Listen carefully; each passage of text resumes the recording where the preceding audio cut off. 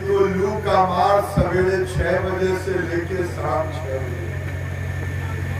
तो मैं तो इसलिए खड़ा करना चाहता था कि घंटों भर आपके पैर जाम हो गए हैं, जरा एक बार अग्राही को लीजिए और बिहार को बदलिए। आज इस मंच पर 5 मिनट समय देंगे ना मुझे? मैं जितना कहिएगा 5 मिनट तो 5 मिनट।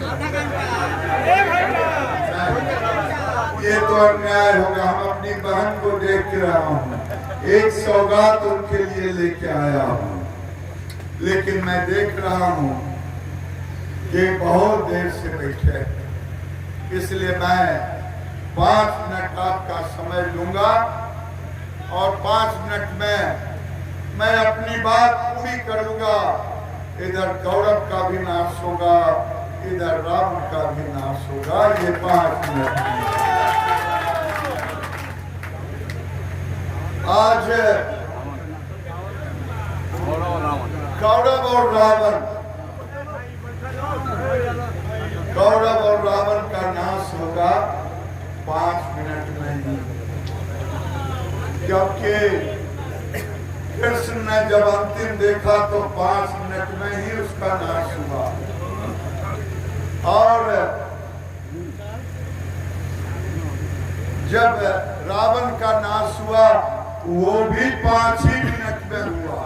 जब पता चल गया कि इसका जान कहाँ अटका हुआ है, ये अवगान पुल में जान अटका हुआ है, तो 5 मिनट में ही नाश हुआ। आज इस मंच पर यहाँ के लोकप्रिय सांसद, जिनके साथ मुझे एक अरसे से काम करने का मौका मिला है, युवा मोर्चा से लेकर के अब तक ऐसे सरल सहज हमारे सांसद, हमारे मित्र, हमारे भाई जनार्दन सिंह सिग्रीवाल जी, भाई मैं अपने बड़े भाई को बिना प्रणाम किए हुए रह नहीं सकता। मैंने वैसे चरण छू के प्रणाम किया हूँ महाचंद्र बाबू का। एक बार मेरे तरफ से तालियां बजा दें महाचंद्र बाबू। मैं दूसरे महाचंद्र बाबू के बाद रामचंद्र बाबू को प्रणाम करता हूँ। ये रामचंद्र बाबू, मैं कुछ नहीं बोलूंगा, लेकिन बिहार में जब सरकार बदलेगी तो रामचंद्र बाबू उसके गुण को जानते हैं।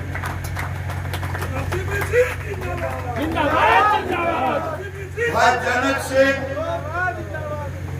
जनक सिंह देश का नेता है, इनके साथ भी वर्षों से काम करने का मौका मिला है।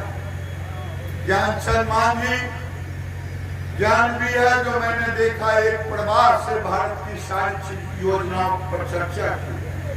भाई ब्रजेश रमन जी, भाई अरविंद जी जो लोकसभा के प्रभारी हैं, वीरेंद्र ओझा जी मेरे बड़े भाई, अभी तय नहीं हुआ है कि हमने किया। भाई रामदयाल शर्मा जी, भाई संतोष महतो जी, बहन प्रियंका जी,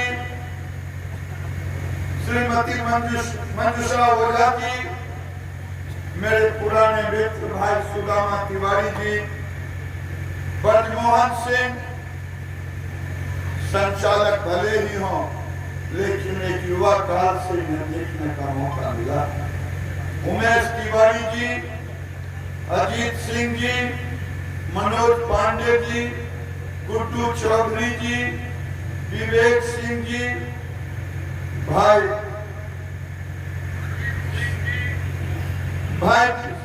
शैलेंद्र नाथ जी, भाई संजय पांडे जी, भाई राम शंकर जी, भाई देवांशु जी, भाई संजय कुमार जी, मेरे साथ बेगूसराय से महाराजगंज आपसे मिलने आए हैं, जो कभी पत्रकार थे, आज भारतीय जनता पार्टी की कार्यकर्ता के रूप में भाई प्रभाकर जी, और छोटा सा लड़का, मौका नहीं मिला, नहीं तो मैं उसका वाणी आपको सुनवाता, चंचल जी, और सामने बैठे भारतीय जनता पार्टी के आन बान शान, एक बार सबको प्रणाम। मंच पर छूटल बढ़त सब जी, कुछ लोगों का नाम छूट गया हो, ये लिख कर दिया, इसमें छूटा होगा तो मेरा कोई दोष नहीं। हाँ, हम ही से जब बढ़िया बर्बादी मित्रों, रामचंद्र बाबू कह रहे थे, रामचंद्र बाबू 37 लाख घर तो 38 लाख है। इस निकम्मी सरकार को और 18 लाख घर जो अधूरे इंदिरा आवास जो मृत पड़ाए हो गए थे, हमारे गांव के भाई और बहन निराश हो चुके थे कि मेरा घर भी कभी बनेगा। अगर दोनों को जोड़ दें तो 18 और 8 कितना हो जाएगा, 55-56 लाख पर घर हमने देने का काम किया। एक बार नरेंद्र मोदी गरीबों के नेता हैं, वो कोई कहीं इधर उधर नहीं सीखा है। मैंने कहा दीदी आपके लिए तोहफा है। नरेंद्र मोदी ने मुझे कहा है गिरिराज जी, देश के हर गरीब बहनों को आजीविका से जोड़ करके उनको 10 लाख 1 लाखपति दीदी बनाए, यानी 10,000 पर मंथ की आमदनी। यही तोहफा दीदी, एक बार ताली बजा दो तेरे लिए काम। ये नरेंद्र मोदी ने कहा है, जो घर छूट गया है उसे जोड़ करके सबको एक मिशन मोड में इनकी आमदनी बढ़ाओ। नरेंद्र मोदी ने कहा है, आज तक गांव में हमारे कार्यकर्ता कुछ जानते हैं, कुछ नहीं जानते हैं। क्या कोई गरीब मर जाता है, उसे 20,000 रुपया देते हैं पारिवारिक, वो कौन देता, हमें आपको पता नहीं। ये नरेंद्र मोदी देता। वृद्धा पेंशन कौन देता, नरेंद्र मोदी देता। विधवा पेंशन कौन देता, नरेंद्र मोदी देता। दिव्यांग पेंशन कौन देता, नरेंद्र मोदी देता। और गिरिराज के विभाग से दिलवाता। मेरे भाइयों, जनक सिंह कह रहे थे कि मनरेगा में गड़बड़ हो रहा है। मैं आपसे कहना चाहता हूं, ये कहते हैं, अरे भाई हम लोगों को क्या मिला। एक होता है थेथर, एक होता है महाथेथर, एक होता है शंख, एक होता है टपोर शंख। मैं क्या कहूं, क्योंकि मैं इनके साथ मंत्री रह चुका हूं। मैं टपोर शंख नहीं कह सकता, मैं थेथर भी नहीं कह सकता। मैं ये जरूर कह सकता, ये गिरगिट को भी मात देने वाला मुख्यमंत्री है, जो कभी भी पैसे मार सकता। लोग अभी भी पूछते हैं, गिरिराज जी कहीं प्रधानमंत्री नहीं बना, उसके बाद हम कहीं घर पे आया तो धक्का दे के बाहर कर। सोच भी नहीं सकता भारतीय जनता पार्टी का कार्यकर्ता कि ऐसे दल बदलू को, जिसे पाल पोस करके, एक कहानी है ना, पुनर्मुस्को भव, चूहा से शेर बन गया। ये कहानी मालूम है ना? अरे मालूम है तो हो बोलिए ना। और उस शेर को फिर क्या किया उस ऋषि ने? पुनर्मुस्को भवा, पुनर्मुस्को भवा। जो मुख्यमंत्री 18 साल में अपने पैरों पर खड़ा नहीं हुआ और घटते गया, घटते गया, घटते गया, लगा कि ये मुख्यमंत्री शायद अमरलता का देखे हैं लत्ती, अमरलता का लत्ती देखे हैं? वो लोग देखे हैं? जरा हाथ उठाइए तो। आप लोग नहीं देखे हैं? देखे हैं? अमरलता कभी अपने नहीं खड़ा होता, वो जब तक कोई गाछ चाहिए जो उसको रस दे तभी वो खड़ा होगा। ये अमरलता है।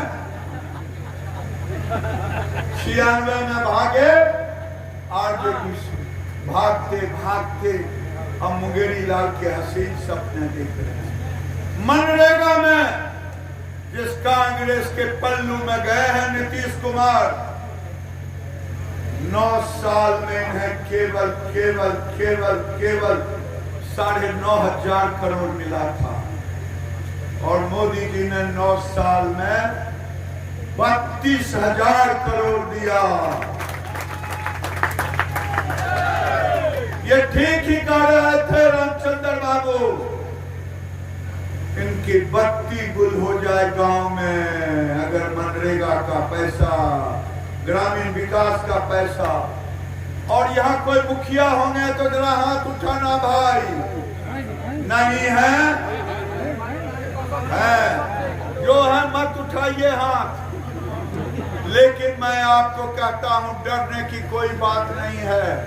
भारत सरकार पैसा दे रहा है, माल महाराज का मिर्जा खेले होगी। वाह वाह रे! ये 15वीं वित्त आयोग का पैसा हमारे बेगूसराय से लेकर के पटना तक सारे मुखिया जी कह रहे हैं कि हमको डेरादम का के कह रहा है कि आप लिख दीजिए, पास कर दीजिए ये योजना। कौन योजना? तो जो हम कह रहे हैं सो योजना है ना मुखिया जी? अरे है तो जोर से बोलो ना, है ना? अब मैं सोलर लाइट और गड्ढा की बात नहीं कर रहा हूं। मैं कह रहा हूं कि जैसे देश के प्रधानमंत्री हैं वैसे देश के राज्य के मुख्यमंत्री होते, वैसे गांव के प्रधान होते, मुखिया होता। और मुखिया को स्वतंत्र रूप से काम करने अगर नहीं दिया जाएगा, हमने पत्र लिखा है बिहार के मुख्यमंत्री को, किसी मुखिया को 15वीं वित्त आयोग का पैसा आप ना रोके उसे खर्च करने का। तो हर जिला में कोई समिति उमिति है, मुखिया संघ है? ये मुखिया संघ के अध्यक्ष हैं। प्रखंड के जिला में मीटिंग कीजिएगा। और भारत सरकार ने पत्र लिखा है, अब सेक्रेटरी भी लिखा। बताइए, पैसा भारत सरकार का और लाइट लगवा रहे हैं। क्या लगवा रहे हैं? अरे मुख्यमंत्री जी लगवा रहे हैं। अपन बिया ने सूरदास के बरतुआ। ये मुख्यमंत्री रामचंद्र बाबू उनके अंदर का हर चीज को जानते हैं। मैं ज्यादा नहीं कुछ कहूंगा। रामचंद्र बाबू वो कहते हैं मैंने बनवा दिया, ये तो आईएएस अफसर था। अरे आपको चलने के लिए सिखा दिया रामचंद्र बाबू आईएएस।